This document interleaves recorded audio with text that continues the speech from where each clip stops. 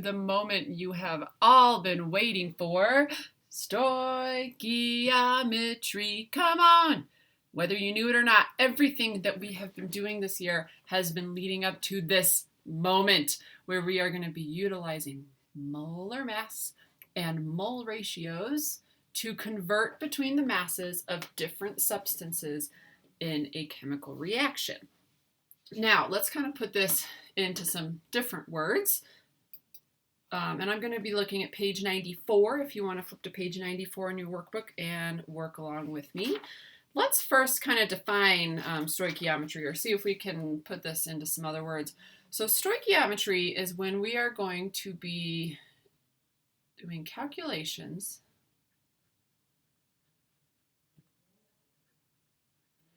of quantities of elements or compounds involved in a, you guessed it, chemical reaction. So what the heck does this mean? Well, let's say that you wanted to have a balloon that had a certain, size to it. You wanted to have a certain number of grams of hydrogen gas in your balloon. Well, that's going to depend on how much aluminum in this reaction and how much sulfuric acid you would be starting out with, right? If you just had a tiny little piece of aluminum foil, that would only make so much hydrogen gas. So let's take a look at a little bit of review in terms of this before we move on. So I want you to think back to what you learned about mole to mole ratios, mole ratios, and mole to mole relationships as you calculate how many moles of aluminum metal are needed to produce 7.5 moles of hydrogen gas. Remember, we're using this equation right up here. So take a look at that equation and write down your math on page 94 as you do this calculation.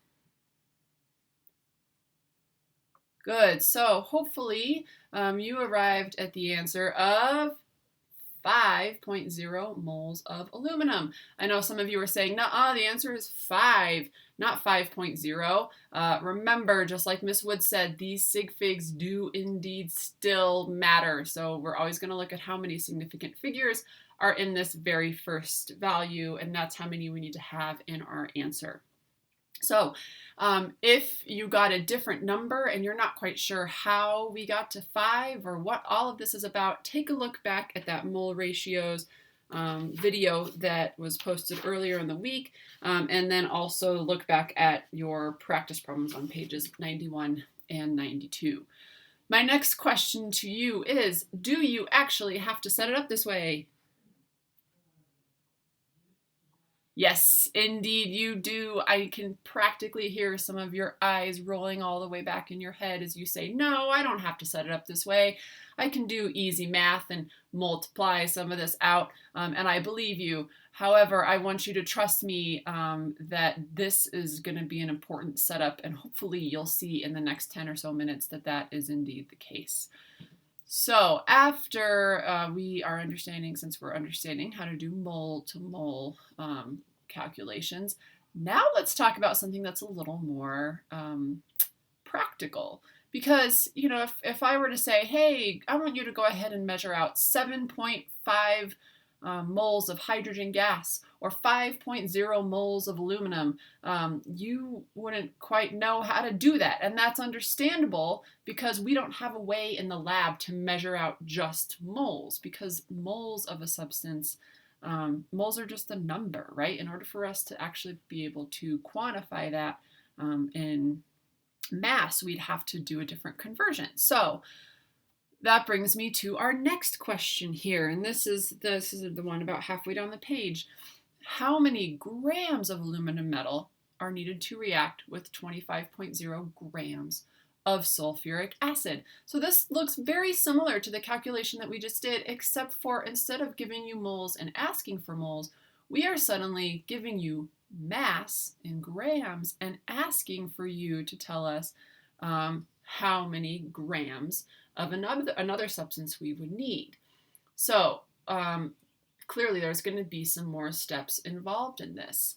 I'm going to show you all a tool that you are welcome to use through this. This might look a little overwhelming at first glance because there's a lot of information on here, but if you turn to page 93 in your workbook, you're going to see something that we call the mole map.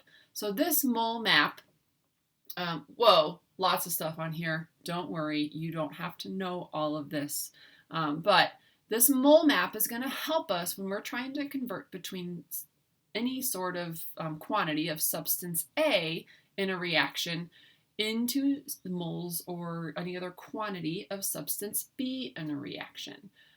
So, as you can see here, with substance A, we can convert from moles of this substance to pretty much anything in terms of how we can measure out this substance, right? Same thing with B. As long as we're given moles, we can figure out how, what the volume is, or molecules, or mass. The good news I have for all of you right now is that just due to the circumstances of this year, we are only going to be focusing on one part of this, and that is the mass to mass conversion. Now, if you're curious about all of these other ones, feel free to take a look at those. You're welcome to write these down on your mole map in your workbook. If you're planning on taking AP Chemistry next year, it would be in your best interest to look at some of these, maybe write them down and think through how you would use those. But in terms of this class, we are going to be using this to be going from grams of one substance to grams of another. And so let's kind of see this in play. Now, before I jump to that question, I do want to ask you one more thing. We have all of these little helpful conversion factors here, but there is one missing. So my question to you is, how can we go from moles of one substance into moles of another substance in a chemical reaction? Very good. Hopefully you looked at this and said, I'm pretty sure we need the mole ratio in order to go from moles of one substance to moles of another substance. Remember, our mole ratio, like we were just looking at, is when we're using these coefficients to help us set this up. So let's take a look at this question and think about how we can set this up. Now remember, we always have to start one of these calculations with what we're given. So we're given 25.0 grams of sulfuric acid. So I'm going to put grams of H2SO4. The question now is, what do we need to convert this into? How can we change our unit to make that, more usable? Yeah, hopefully you looked back at this mole map and you thought, well, we have mass, we have grams of this substance. We can call substance A H2SO4. Well, because of that, we can go from the mass of that to moles of that.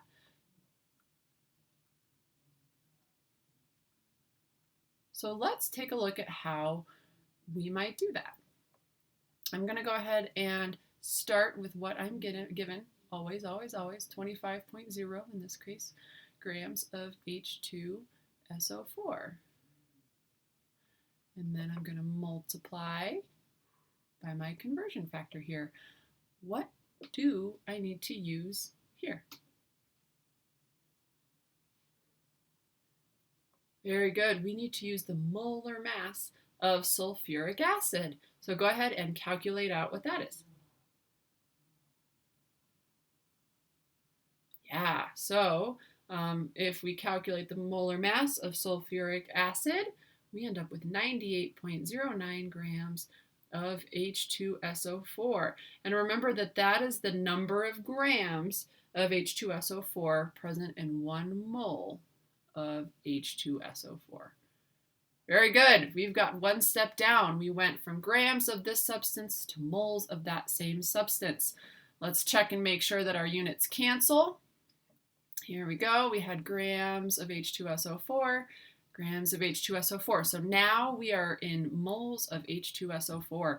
But remember, that's not quite what we're trying to find here. We are trying to go to grams of aluminum metal. And so that means we need to actually go to aluminum at some point.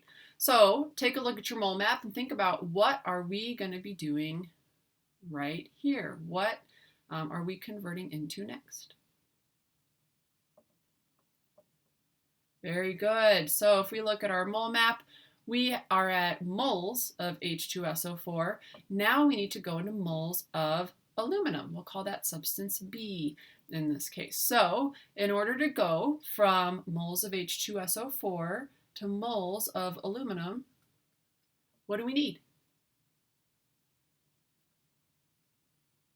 Yeah, so we have to look at our balanced equation and use the mole ratios. So for every 2 moles of aluminum, we need to have 3 moles of sulfuric acid in order for this reaction to happen. So I'm going to take that same ratio. In this case, we're doing H2SO4 to aluminum. So for every for every 3 moles of H2SO4, we have to have 2 moles of aluminum to react with. So now let's double check with our units that we've canceled everything. We were in moles of H2SO4 and we have that on the bottom so we can cancel. Now we're at moles of aluminum. Oh, we're getting close. I can feel it. We have aluminum in our kind of prompt here, and we're at aluminum right now. But notice that we aren't asking for how many moles of aluminum. We are asking for how many grams of aluminum. So in order for us to go from moles of aluminum to grams of aluminum, what do we need? Great. So in order for us to go from from moles of a substance into grams of that substance, we need the molar mass. So take a look at your periodic table and let me know, what is the molar mass of aluminum? All right, hopefully you saw that we have a molar mass for aluminum of 26.98 grams. And we have that many grams of aluminum present in 1 mole of aluminum. Sorry, I got a little ahead of myself there. But let's make sure that I wrote that correctly and that our units cancel. So we had moles of aluminum up here, and now moles of aluminum down here. So we end up with grams of aluminum. All right, go ahead and do some math and kind of doing the same thing that you have been for the last few weeks. Calculate how many grams of aluminum we end up with.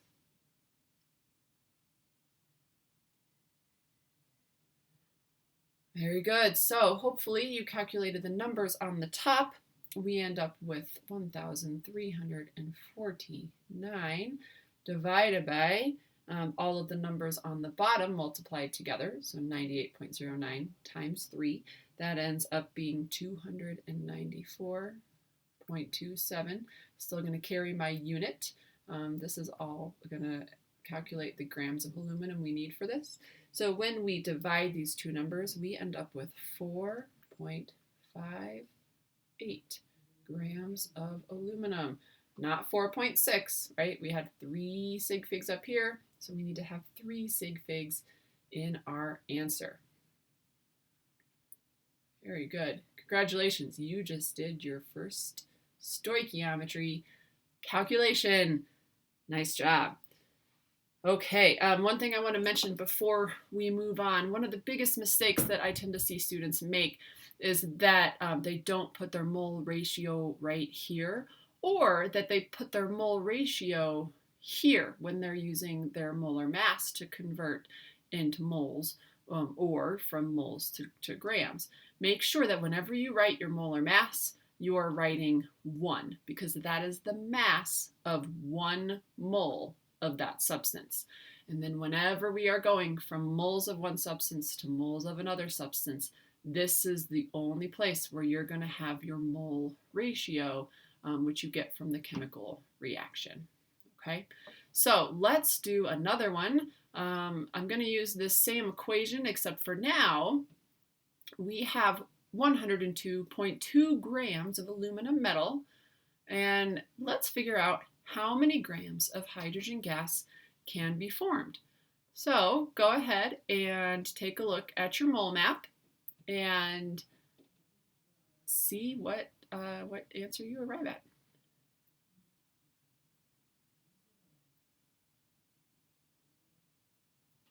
Okay, I'm going to walk through this one. If you got that right and you're feeling good about all of this, then by all means, you can stop this video. But I have a feeling that some of us might want to walk through this one more time, which let's do it. So we're always going to start off our calculation with what we are given. So we are given 102.2 grams of aluminum. So this is the mass of aluminum.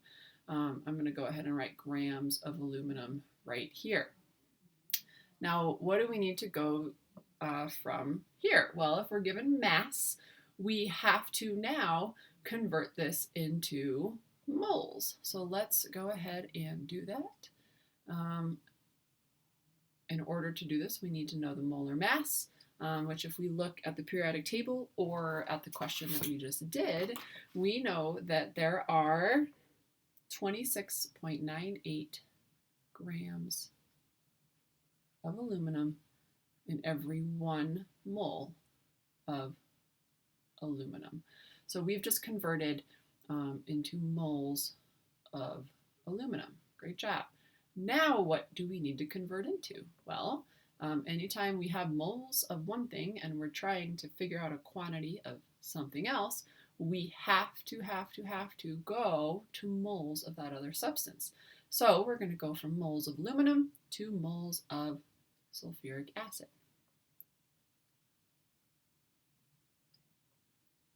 In order to do that,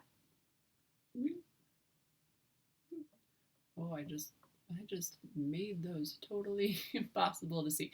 There we go. We're going to look at our coefficients. So we have 2 moles of aluminum in this equation, and those 2 moles of aluminum are going to react with 3 moles of H2SO4. Oh my goodness, I just noticed that I made a huge mistake because we're not trying to find moles of H2SO4 anymore. We are now trying to find how many grams of hydrogen gas. Man, I should have read the question a little bit more before I got going. So, whoops, made a mistake. Let's go ahead and erase this. Props to those of you that caught that before I did. So, we have moles of aluminum, and now we're trying to go, here we go, into moles of hydrogen gas. So, 3 moles of hydrogen gas can be formed from every 2 moles of aluminum. All right. Well, we were asked to find grams, so we have to do one more conversion here because we are currently in moles of hydrogen. We have to go into grams of hydrogen. How do we do that? Well, we use our molar mass. So let's go ahead. For every 1 mole of H2, if we look at the periodic table, there are 2.02 grams of hydrogen. Remember that hydrogen is diatomic, and so the mass of that one little hydrogen atom needs to be multiplied by 2 because there's 2 atoms in that molecule. Okay, so when we have all of this set up, we multiply across on top, we end up with 619.3 on the bottom. If we do 26.98 times 2, we end up with 53.96. I'm going to carry my unit through, which we'll double check our unit in just a second, but hopefully our unit is grams of hydrogen. So if we divide these two, we end up with 11.48, if we round to the correct number of significant figures, grams of hydrogen. Let's double check that my units are correct. So I had grams of aluminum, cancel that with grams of aluminum, moles of aluminum, And last but not least, moles of hydrogen and moles of hydrogen. We end up with grams of hydrogen, and that is our final answer. So now that you've gotten a little bit of practice, you are going to be working on, you're going to actually skip pages 95 through 97, and you're going to be working on pages 98, 99, and 100 on these. Definitely let your teacher know if you have any questions or are confused on anything. Feel free to rewatch this video. Hopefully it was helpful. Thanks everyone. Stay safe.